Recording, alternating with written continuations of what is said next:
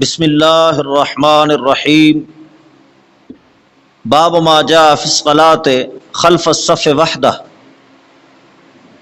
صف کے پیچھے تنہا نماز پڑھنے کے بیان میں یہ باب ہے کہ صف کے پیچھے کوئی شخص اگر تنہا کھڑے ہو کر نماز پڑھتا ہے تو اس کی نماز کا کیا حکم ہے۔ صف کے پیچھے تنہا نماز پڑھنے کو امام احمد بن حنبل، امام اسحاق بن راہویہ اور مشائخ کوفہ میں سے حضرت حماد ابن ابی لیلہ صغیر اور حضرت وکیع رحمہم اللہ تعالی، یہ حضرات فرماتے ہیں کہ صف کے پیچھے تنہا کھڑے ہو کر نماز پڑھنے والی کی نماز درست نہیں ہے۔ اگر کسی شخص نے تنہا کھڑے ہو کر نماز پڑھی ہے تو اس کو دوبارہ نماز پڑھنا واجب ہے۔ اور جمہور فرماتے ہیں کہ صف کے پیچھے تنہا کھڑے ہو کر نماز پڑھنا بہتر نہیں ہے، لیکن اگر کوئی شخص تنہا کھڑے ہو کر نماز پڑھ لیتا ہے تو نماز ہو جائے گی، اعادہ واجب نہیں ہے، مستحب ہے۔ یہ حضرات جن کا بھی نام لیا یہ فرماتے ہیں کہ اگر کسی شخص نے تنہا پیچھے کھڑے ہو کر، صف کے پیچھے تنہا کھڑے ہو کر نماز پڑھی تو نماز درست نہیں ہوگی، اس کا اعادہ لازم ہے۔ جبکہ جمہور فرماتے ہیں کہ اگر تنہا پیچھے کھڑے ہو کر نماز پڑھتا ہے تو نماز ہو جائے گی، لیکن کراہت کی بنا پر اعادہ مستحب ہے، لازم نہیں ہے، مستحب ہے۔ احناف کے مذہب کے اندر کچھ تفصیل ہے۔ احناف فرماتے ہیں کہ اگر کسی دوسرے شخص کے آنے کی امید ہے، یعنی اگر کوئی بندہ پیچھے صف کے اندر کھڑا ہونے لگا ہے اور اس کو امید ہے کہ کوئی شخص آ رہا ہے، مل جائے گا میرے ساتھ، وضو کر رہا ہے، یہ کوئی بندہ آ رہا ہے، مل جائے گا، تو اس صورت میں اگر تنہا کھڑا ہو جاتا ہے تو حرج نہیں۔ اور اگر کسی کے آنے کی امید نہیں ہے تو پھر اگلی صف سے کسی بندے کو جس کے متعلق وہ جانتا ہے کہ اس کو کچھ نہ کچھ مسائل معلوم ہے اور یہ شرع پاک کا حکم سمجھ کر پیچھے آئے گا، تو ایسے بندے کو لقمہ دے کر پیچھے بلانا چاہیے۔ اور اگر کسی شخص کو اس نے بلایا لیکن اس کے بلانے کے باوجود پیچھے کوئی بھی نہیں آ رہا، تو اس صورت میں بھی اگر یہ تنہا نماز پڑھ لیتا ہے تو حرج نہیں ہے۔ پہلے تو چاہیے یہ کہ اگلی صف کے اندر اگر جگہ موجود ہے تو اگلی صف کو مکمل کرنا واجب ہے، پیچھے کھڑا ہی نہیں ہو سکتا۔ یہ پچھلے سبق کے اندر ہم نے عرض کیا تھا کہ اگلی صف کے اندر جب جگہ موجود ہے تو پیچھے کھڑا نہیں ہو سکتا، اگلی صف کو مکمل کرنا واجب ہے۔ اور اگر اگلی صف کے اندر جگہ موجود نہیں ہے تو فقہائے احناف فرماتے ہیں کہ اگر کسی کے آنے کی امید ہے تو اس صورت میں اگر تنہا پیچھے کھڑا ہو جاتا ہے، چونکہ اس کو تو امید تھی کہ کوئی شخص آ کر میرے ساتھ شامل ہو جائے گا اور ہماری صف بن جائے گی، تو اس صورت میں تنہا ہی وہ نماز شروع کر دیتا ہے تو حرج نہیں ہے، نماز درست ہے۔ اور اگر اس کو یقیناً معلوم ہے کہ کوئی شخص بھی میرے ساتھ آ کر شریک نہیں ہوگا، میں تنہا ہی کھڑا رہوں گا، تو اس صورت میں آگے صف سے کسی بندے کو بلانا چاہیے اور وہ شرع پاک کا حکم سمجھ کر اس کے ساتھ شامل ہو جائے۔ لیکن کسی کو بلانے کے باوجود کوئی شخص بھی پیچھے نہیں آیا تو اس صورت میں بھی اگر یہ تنہا نماز پڑھ لیتا ہے تو حرج نہیں۔ اور اگر اس نے کسی شخص کو پیچھے نہیں بلایا، کسی کے آنے کی امید بھی نہیں تھی، یہ تنہا کھڑا ہو رہا ہے اور کسی کے آنے کی امید بھی نہیں ہے اور نہ ہی آگے صف سے کسی کو پیچھے یہ بلاتا ہے، ویسے ہی تنہا کھڑا ہو جاتا ہے تو اس صورت میں کراہت ہے۔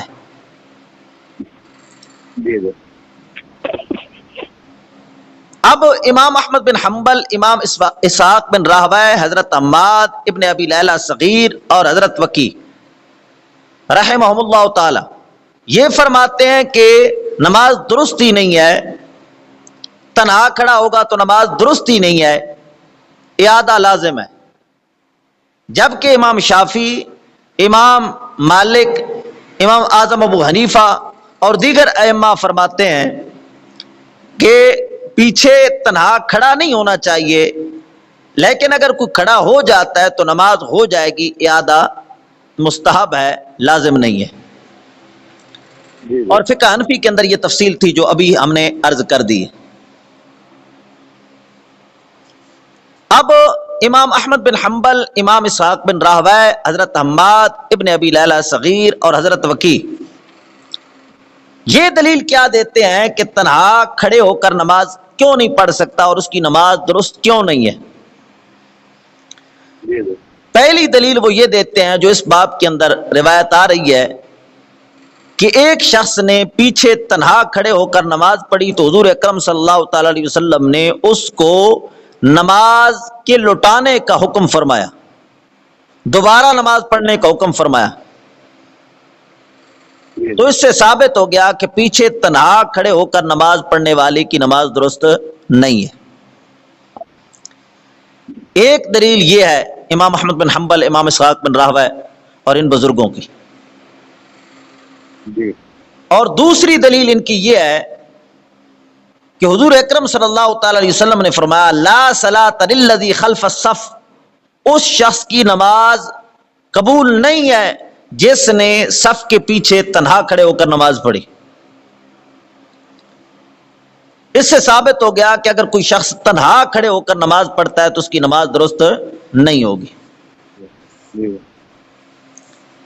اور جمہور فرماتے ہیں کہ تنہا پیچھے کھڑے ہو کر نماز پڑھتا ہے تو اس کی نماز درست ہے، نماز ہو جاتی. اس طرح کھڑا نہیں ہونا چاہیے، لیکن اگر کوئی کھڑا ہوتا ہے تو اس کی نماز درست ہے. اور جمہور کیا دلیل دیتے ہیں؟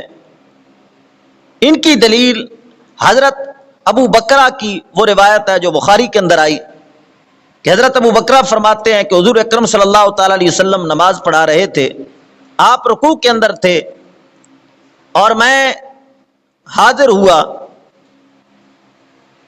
آپ صلی اللہ تعالی علیہ وسلم رکوع کے اندر جا چکے تھے تو میں نے صف کے اندر شامل ہونے کے بغیر ہی پیچھے سے ہی نماز شروع کر دی اور میں رکوع کے اندر چلا گیا، یعنی صف کے اندر میں شامل نہیں ہوا. فرماتے ہیں انہ دخل والنبی صلی اللہ تعالی علیہ وسلم راکعٌ فرکع قبل ان یصل الی الصف فذکر للنبی صلی اللہ تعالی علیہ وسلم فقال زادک اللہ حرصا ولا تعد،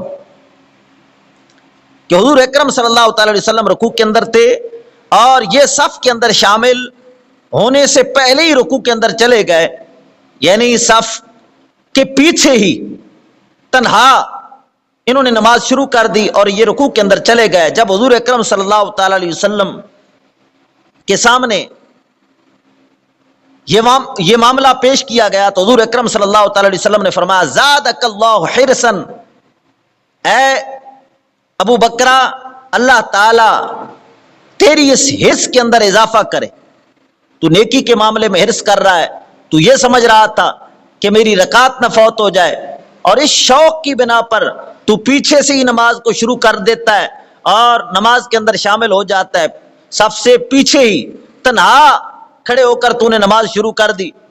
تو فرمایا اے ابو بکرہ اللہ تعالیٰ تیری شوق کے اندر اضافہ کرے، لیکن آئندہ کبھی ایسے نہ کرنا. اب دیکھیں یہ صحابی رسول صف کے اندر شامل نہیں ہوئے، تنہا پیچھے نماز کو شروع کر رہے ہیں، چاہے رکوع ہی کیا لیکن نماز کے اندر تجزی تو نہیں ہے. اگر نماز تنہا درست نہ ہوتی تو ان کا رکوع ہی درست نہ ہوتا اور اس فاسد پر جس کی بنا رکھتے تو پھر ساری نماز ہی باطل ہوتی. جبکہ حضور اکرم صلی اللہ تعالی علیہ وسلم نے ایسے نہیں فرمایا کہ تیری نماز ہوئی ہی نہیں ہے تو نماز کا اعادہ کر. تو ثابت ہوا کہ تنہا پیچھے کھڑے ہو کر اگر کوئی بندہ نماز پڑھتا ہے تو اس کی نماز ہو جاتی ہے. اور دوسری دلیل جمہور کی یہ ہے حضرت انس بن مالک رضی اللہ تعالی عنہ روایت فرماتے ہیں کہ میری دادی محترمہ نے حضور اکرم صلی اللہ تعالی علیہ وسلم کی دعوت کی.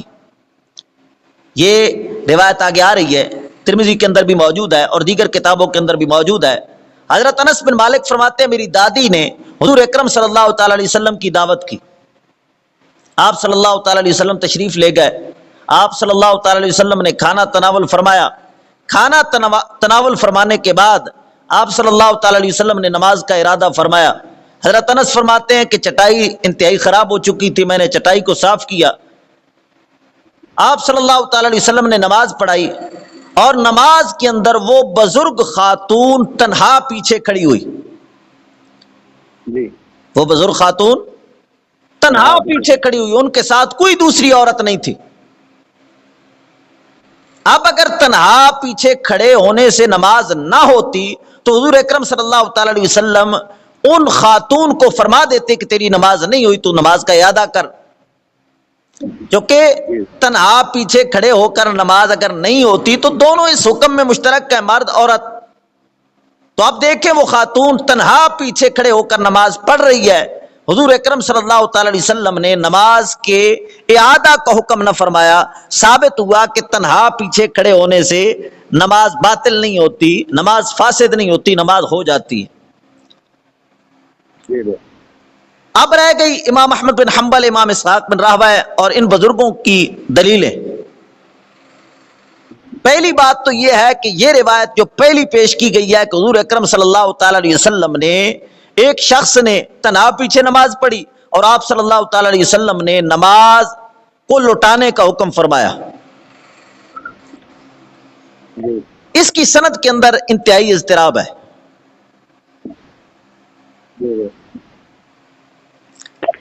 اس روایت کو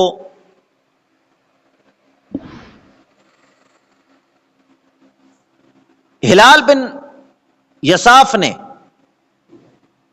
روایت کی ہے وابسہ سے، وابسہ بن معبد سے. ہلال بن یساف نے کس سے روایت کی ہے؟ وابسہ بن معبد سے. لیکن ہلال بن یساف یہ حدیث خود سننے والے نہیں ہیں وابسہ بن معبد سے، درمیان میں ایک استاد ہے. ہلال بن یساف اور وابسہ بن معبد کے درمیان ایک استاد ہے. ہلال بن یساف اور وابسہ بن معبد کے درمیان ایک استاد ہے.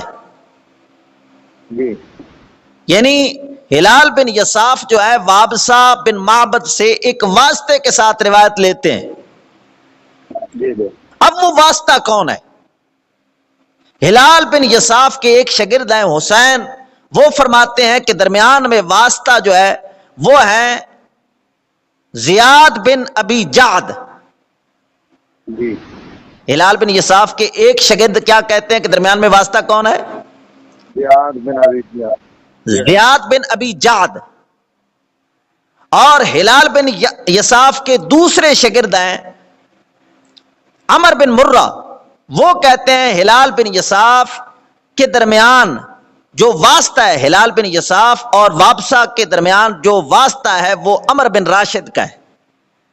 اب ایک شاگرد واسطہ اور بتاتا ہے، دوسرا شاگرد واسطہ اور بتاتا ہے.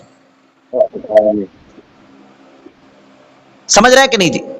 ہلال بن یساف نے وابسہ سے یہ روایت خود نہیں سنی، درمیان میں ایک استاد ہے. اب اس استاد کے سلسلہ میں ہلال بن یساف کے شاگرد مختلف ہیں. ہلال بن یساف کا ایک شاگرد حسین نامی وہ کہتا ہے کہ ہلال بن یساف اور وابسہ کے درمیان جو واسطہ ہے وہ کون ہے؟ زیاد بن ابی جعد. اور ہلال بن یساف کے دوسرے شاگرد ہیں عمر بن مرہ، وہ کہتے ہیں ہلال بن یساف اور وابسہ کے درمیان جو واسطہ ہے وہ ہے عمر بن راشد کا. اب ایک شاگرد واسطہ اور بتاتا ہے، دوسرا شاگرد واسطہ اور بتاتا ہے. اور پھر اس کی تصحیح کے سلسلہ میں پھر اختلاف ہے. کچھ محدثین کہتے ہیں کہ ہلال بن یساف کے درمیان زیاد بن ابی جاد کا واسطہ مانا جائے تو پھر روایت اصح ہے، اور کچھ محدثین کہتے ہیں کہ ہلال بن یساف کے درمیان عمر بن راشد کا واسطہ مانا جائے تو پھر روایت اصح ہے۔ پہلا اختلاف کیا ہے؟ ہلال بن یساف کے شاگرد اختلاف کر رہے ہیں، کوئی کہتے ہیں کہ واسطہ فلاں ہے، کوئی کہتا ہے کہ واسطہ فلاں ہے۔ پھر محدثین کرام کا تصحیح کے سلسلہ میں اختلاف ہے، کوئی کہتے ہیں کہ فلاں واسطہ ہو تو پھر روایت صحیح ہوگی، اور کوئی کہتا ہے کہ فلاں واسطہ ہوگا تو پھر روایت صحیح ہوگی۔ تو لہذا اس حدیث مبارکہ کے اندر اضطراب ہے اور تصحیح کے سلسلہ میں اختلاف ہے۔ یہی وجہ ہے کہ امام شافعی رحمہ اللہ فرماتے ہیں لو ثبت ھذا الحدیث لقلت به، اگر یہ حدیث میرے ہاں ثابت ہو جاتی تو میں اس کا قائل ہوتا، اور میں بھی امام احمد بن حنبل کی طرح کہتا کہ جس شخص نے تنہا پیچھے نماز پڑھی ہے اس کی نماز درست نہیں ہے۔ اگر یہ روایت میرے ہاں ثابت ہو جاتی تو میں بھی اس کا قائل ہوتا، لیکن یہ روایت میرے ہاں ثابت ہی نہیں ہے۔ تو پہلا جواب کیا ہے اس روایت کے سلسلہ میں؟ کہ اس روایت کے اندر اضطراب ہے۔ اور دوسری بات، اگر یہ روایت ثابت بھی ہو، پہلا تو ہم نے کیا کلام کیا کہ اس روایت کی سند کے اندر اضطراب ہے اور اس کی تصحیح کے سلسلہ میں اختلاف ہے، اور دوسری بات اگر یہ روایت ثابت بھی ہو تو پھر بھی یہ جو حضور اکرم صلی اللہ تعالی علیہ وسلم کا حکم مبارک ہے یہ مصلحت پر معمول ہے۔ آپ صلی اللہ تعالی علیہ وسلم نے تنبیہ کے طور پر، زجر اور توبیخ کے طور پر یہ حکم فرمایا صحابی کو کہ آئندہ اس طرح کا کام یہ نہ کریں، اور اس طرح کے زجر اور توبیخ کے طور پر آپ صلی اللہ تعالی علیہ وسلم احکام ارشاد فرماتے رہتے تھے۔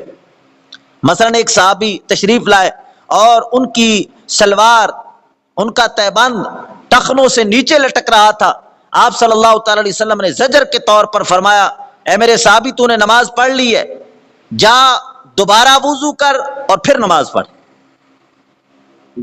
سلوار ٹخنوں سے نیچے ہوئی اور نماز پڑھ لی صحابی نے، حضور اکرم صلی اللہ تعالی علیہ وسلم نے کیا فرمایا؟ دوبارہ وضو بھی کریے اور نماز دوبارہ پڑھیے۔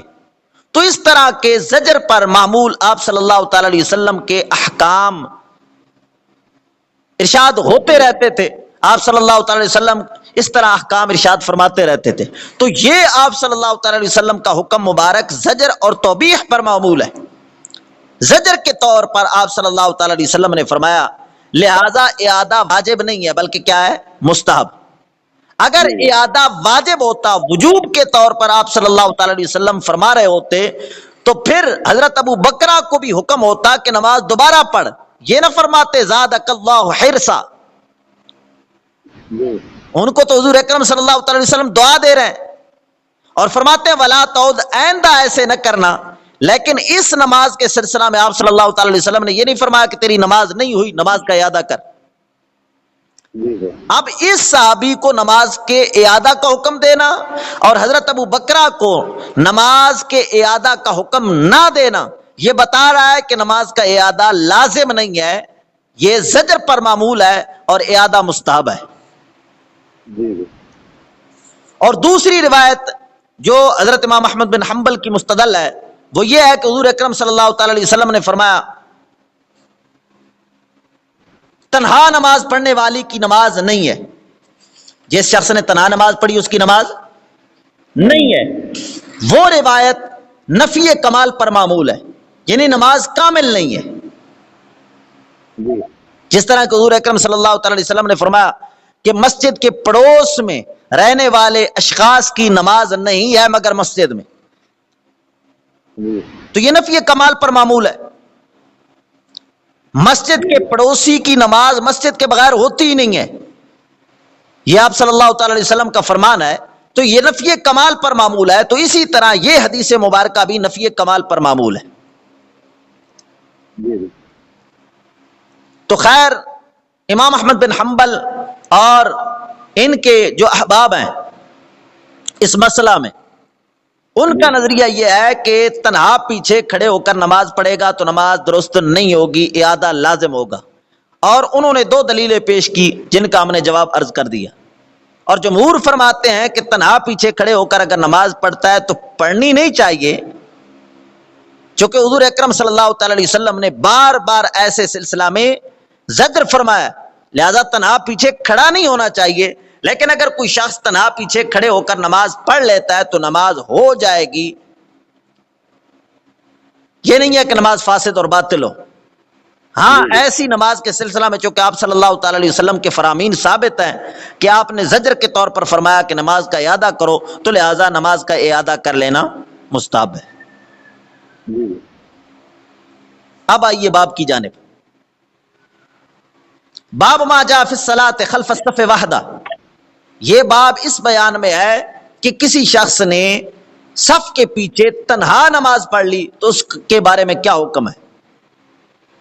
پہلی روایت امام ترمذی لاتے ہیں، حدثنا حناد حدثنا ابو الاحوص عن حسین عن ہلال ابن یصاف قال اخذ زیاد بن ابی الجعد بیدی ونحن برقہ فقام بی علی شیخ یقال له وابصہ بن معبد من بنی یسد فقال زیاد حدثنی هذا الشیخ ان رجلا صلی خلف الصف وحدہ والشیخ یسمع فامرہ رسول اللہ صلی اللہ تعالی علیہ وسلم ان یعید الصلاۃ۔ ہلال بن یصاف کہتے ہیں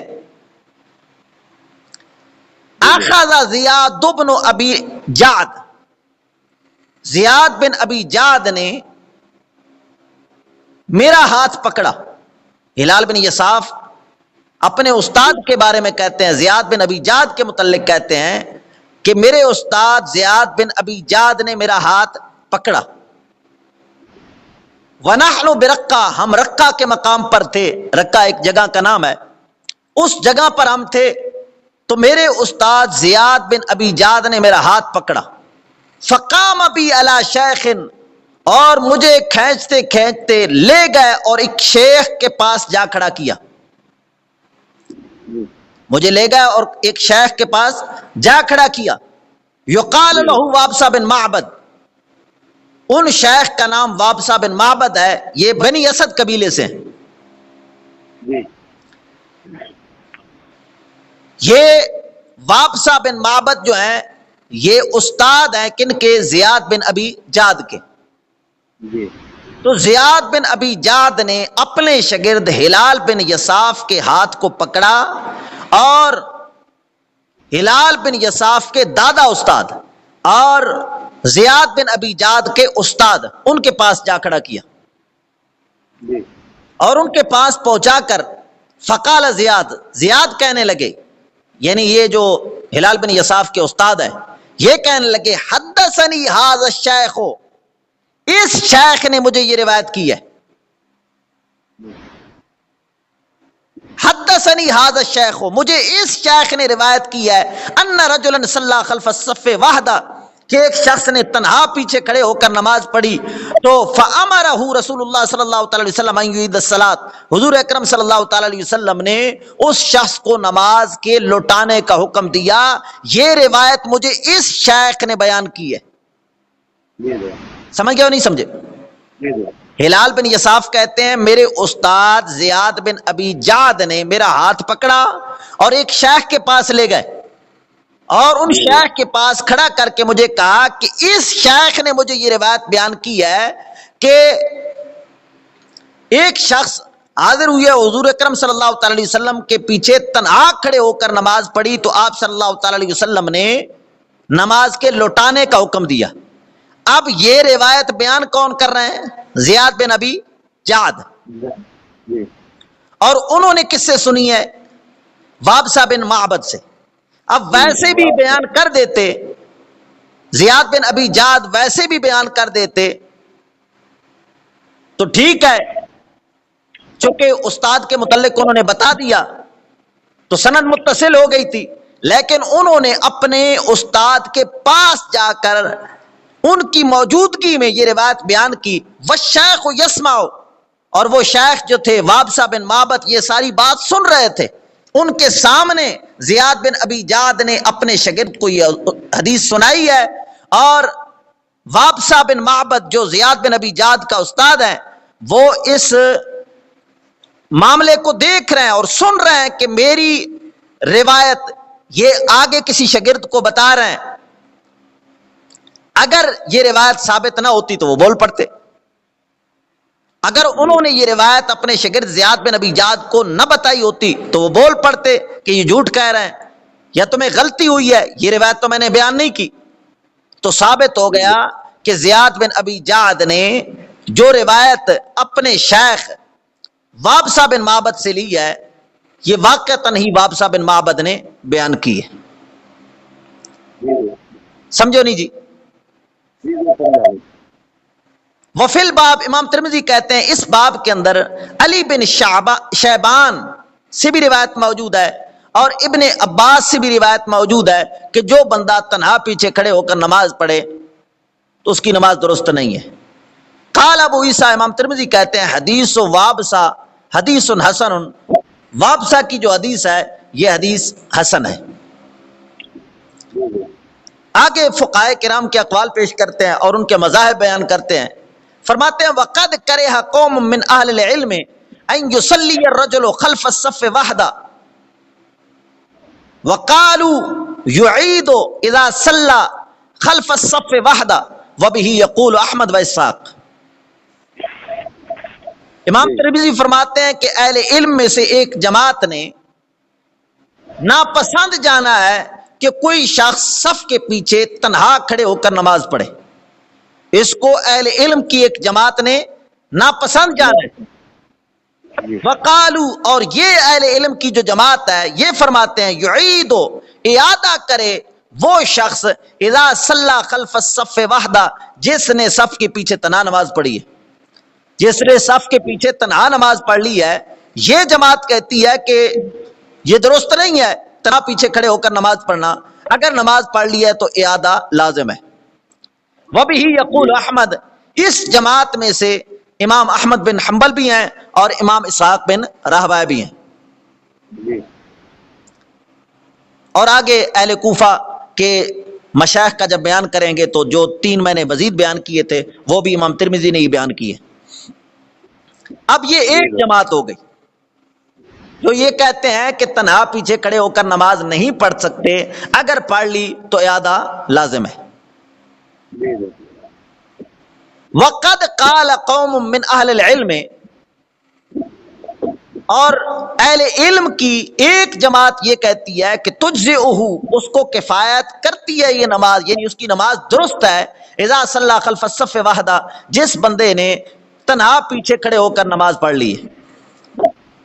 ایک جماعت کہتی ہے کہ نماز درست نہیں ہے، اور دوسری جماعت کہتی ہے کہ جس نے تنہا پیچھے کھڑے ہو کر نماز پڑھ لی اس کی نماز درست ہے اور یہ نماز اس کی کفایت کرتی ہے۔ اور یہ قول ہے سفیان ثوری کا اور ابن مبارک کا اور امام شافعی کا، امام مالک بھی اسی کے قائل ہیں، اور امام اعظم ابو حنیفہ، یہ حضرات اس کے قائل ہیں کہ نماز درست ہے۔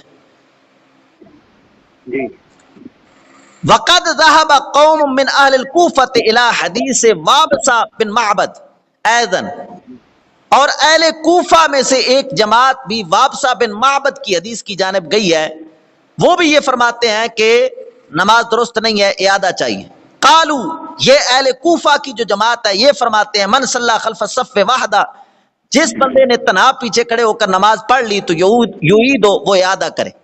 اب اہل کوفہ میں سے یہ جو جماعت ہے ان کے افراد کون کون سے ہیں؟ چند افراد کے نام گنوائے ہیں، ان میں سے ایک کا نام حماد بن ابی سلیمان ہے، اور ان میں سے ایک ہے ابن ابی لیلہ صغیر۔ ہم نے پہلے تعارف کرایا تھا نا، ابن ابی لیلہ ایک صغیر ہے ایک کبیر ہے، یہاں پر صغیر مراد ہے۔ اور حضرت وکی، یہ اہل کوفہ کے مشائخ ہیں، یہ بھی فرماتے ہیں کہ جس بندے نے تنہا پیچھے کھڑے ہو کر نماز پڑھ لی اس کی نماز درست نہیں ہے، اعادہ چاہیے۔ اب امام احمد بن حنبل، امام اسحاق اور مشائخ کوفہ میں سے حماد اور ابن ابی لیلہ صغیر اور حضرت وکی، یہ 5 جن کا امام ترمذی رحمہ اللہ نے بیان فرمایا، یہ فرماتے ہیں کہ نماز درست نہیں ہے، اعادہ چاہیے، اور دوسرے مشائخ فرماتے ہیں کہ نماز درست ہے، اعادہ مستحب ہے، لازم نہیں ہے۔ جی اب یہ ہلال بن یصاف کی جو روایت ہے جس کو حسین بیان کر رہے ہیں، اس کے متعلق مزید وضاحت کرتے ہیں، فرماتے ہیں حسین کی جو روایت ہے ہلال بن یصاف سے، غیر واحد مثل روایت ابی الاحوص،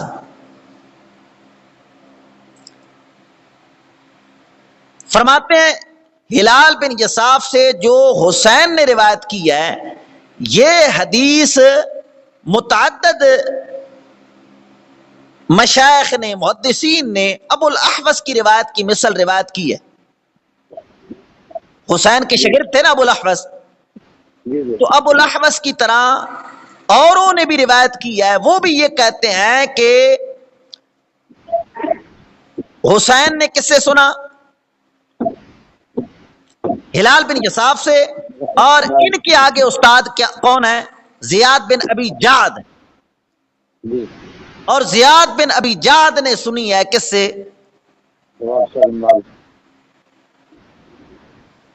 تو فرماتے ہیں کہ حسین کی حدیث ہلال بن یصاف سے ابو الاحوص،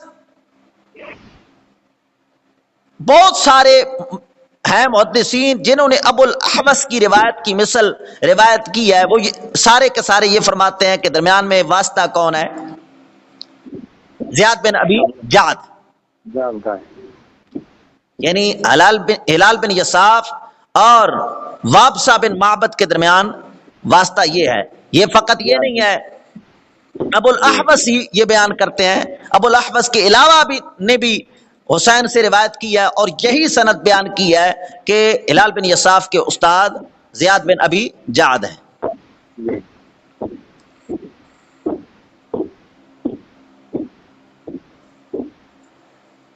فی حدیث حسین ما یدل علی ان ہلالا قد ادرک وابصہ، ایک حدیثی فائدہ بیان کر رہے ہیں، وہ یہ کہ پہلے ابھی ہم نے بیان کیا کہ زیاد بن ابی جعد نے اپنے شاگرد ہلال بن یصاف کا ہاتھ پکڑا، اور ہاتھ پکڑ کے کس کے پاس لے گئے تھے؟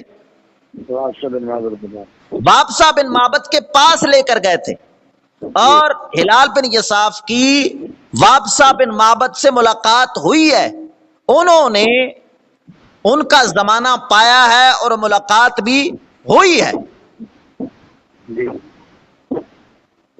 جو کہ اس روایت کے اندر صراحت موجود ہے کہ زیاد بن ابی جعد نے ویسے ہی حدیث مبارکہ نہیں بیان کی، بلکہ پکڑے پکڑے لے گئے اپنے استاد کے پاس اور ملاقات بھی کرائی۔ تو فرما رہے ہیں کہ حسین کی جو روایت ہے دلالت کرتی ہے اس بات پر کہ ہلال نے وابصہ کو پایا ہے، وابصہ سے ان کی ملاقات ہے۔ فرماتے فاختلف اہل الحدیث فی ھذا، اس حدیث میں اختلاف ہے، سند کے سلسلہ میں اختلاف ہے۔ فقال بعضهم حدیث عمر ابن مرہ، بعض نے کہا کہ یہ عمر بن مرہ کی حدیث ہلال بن یصاف سے، اور وہ روایت کرتے ہیں عمر بن راشد سے، اور وہ وابصہ سے۔ تو بعض محدثین نے فرمایا اصح ہو، یہ اصح ہے، محدثین کا اختلاف ہے۔ کچھ محدثین فرماتے ہیں کہ یہ عمر بن مرہ سے روایت ہے، اور عمر بن مرہ نے ہلال بن یصاف سے روایت کی ہے، اور ہلال بن یصاف کے استاد کون ہے؟ عمر بن راشد، اور عمر بن راشد نے روایت لی ہے وابصہ سے، یعنی ہلال بن یصاف اور وابصہ کے درمیان واسطہ کون ہے؟ عمر بن راشد۔ بعض محدثین کہتے ہیں کہ عمر بن راشد والا جو واسطہ ہے یہ صحیح ہے۔ وقال بعضهم حدیث حسین، اور بعض نے کہا کہ حسین کی جو حدیث ہے وہ اصح ہے، کہ حسین روایت کرتے ہیں ہلال بن یصاف سے، اور وہ روایت کرتے ہیں زیاد بن ابی جعد سے، اور وہ وابسہ بن معبد سے روایت کرتے ہیں. بعض محدثین نے کہا کہ یہ روایت کیا ہے؟ صحیح ہے. صحیح ہے جی. محدثین کا اختلاف بیان کر رہے ہیں. بعض محدثین کہتے ہیں کہ عمر بن مرہ والی روایت کیا ہے؟ صحیح ہے کہ عمر بن مرہ نے ہلال بن یصاف کے استاد عمر بن راشد بتایا ہے، تو لہذا وہ سند صحیح ہے. اور بعض نے کہا کہ حسین والی روایت صحیح ہے کہ حسین نے صحیح استاد کا نام بتایا ہے. جی جی. اب امام ترمذی کا اپنا کیا خیال ہے؟ قال ابو عیسیٰ، امام ترمذی کہتے ہیں وَهَذَا عِنْدِي أَصَحُّ، امام ترمذی کہتے ہیں میرے نزدیک یہی اصح ہے، یعنی حسین والی روایت. جی.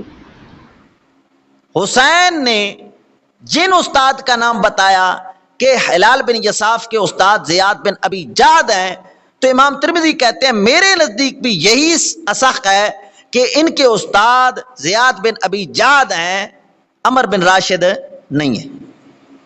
جی. امام ترمذی اپنا بھی بتاتے ہیں کہ میرے نزدیک یہی صحیح ہے. جی. کس کے بنسبت زیادہ صحیح ہے؟ فرماتے ہیں من حدیث سے عمر بن مرہ، عمر بن مرہ کی بنسبت میرے نزدیک حسین والی روایت صحیح ہے، چونکہ انہوں نے صحیح استاد کا نام بتایا. جی.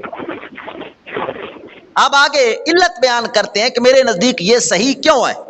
فرماتے ہیں لِأَنَّهُ قَدْ رَوَا من غیر حدیث ہلال بن یصاف، اس وجہ سے کہ ہلال بن یصاف نے روایت کی ہے زیاد بن ابی جعد سے، اور انہوں نے وابسہ بن معبد سے من غیر حدیث، اس حدیث کے علاوہ بھی.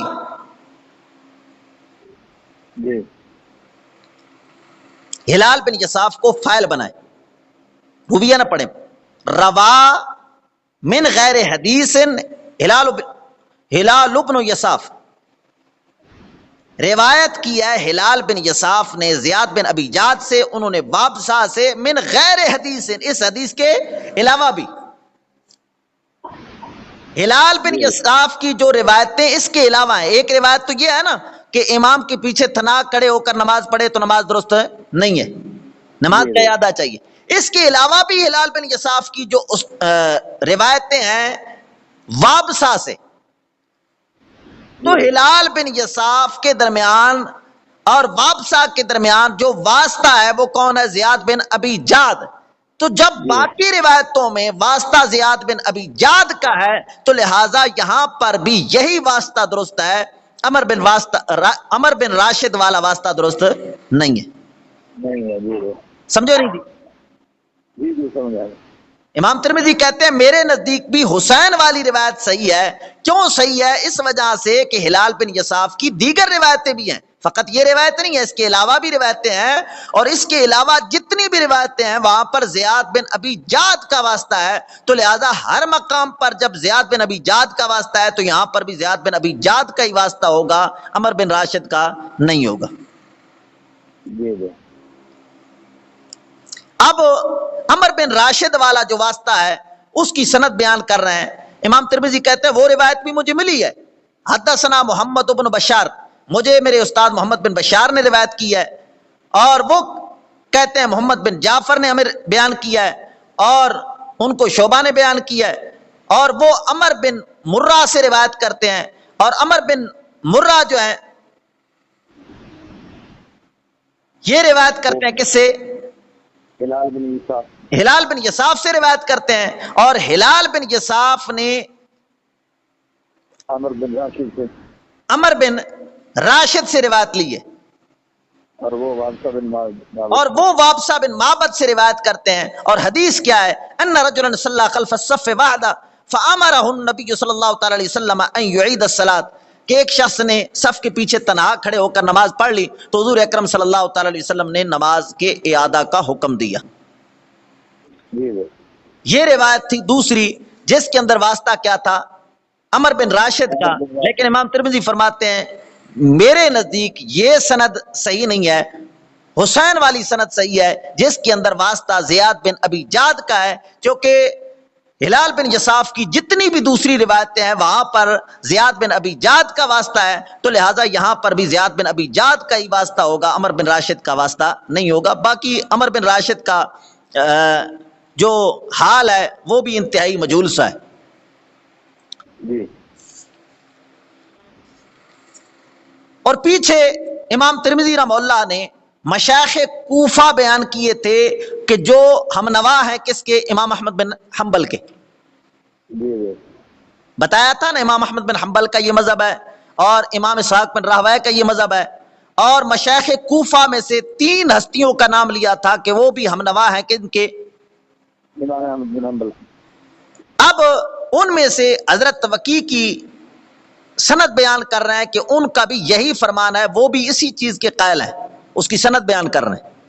پہلے بیان تو کر دیا کہ حضرت وکیع جو ہے وہ بھی یہ فرماتے ہیں کہ جس شخص نے تنہا نماز پڑھ لی اس کی نماز درست نہیں ہے، اعادہ چاہیے۔ پہلے بیان تو کر دیا تھا، اب اس کی سند بیان کر رہے ہیں۔ امام ترمذی کہتے ہیں سمعت الجارود، میں نے کس سے سنا ہے؟ جارود سے سنا ہے۔ یقول، وہ فرماتے تھے سمعت وکیعا، میں نے خود وکیع سے سنا ہے۔ تو لہذا سند بالکل متصل ہو گئی۔ امام ترمذی نے کن سے سنا؟ جارود سے۔ اور جارود نے کن سے سنا؟ خود حضرت وکیع سے سنا۔ یقول، حضرت وکیع کہتے تھے اذا صلی الرجل وحدہ خلف الصف فانہ یعید، کہ جس شخص نے تنہا پیچھے کھڑے ہو کر نماز پڑھ لی اس کی نماز درست نہیں ہے، اسے اعادہ کرنا چاہیے۔ جی جی یہ سند بیان کی ہے حضرت وکیع کے فرمان کی کہ حضرت وکیع اس کے قائل ہیں، اور اس کی سند کیا ہے؟ سند پیش کی ہے، چونکہ کسی کا قول بھی سند کے بغیر معتبر نہیں ہوتا، تو یہاں پر حضرت وکیع کے قول کی سند بیان کر دی ہے۔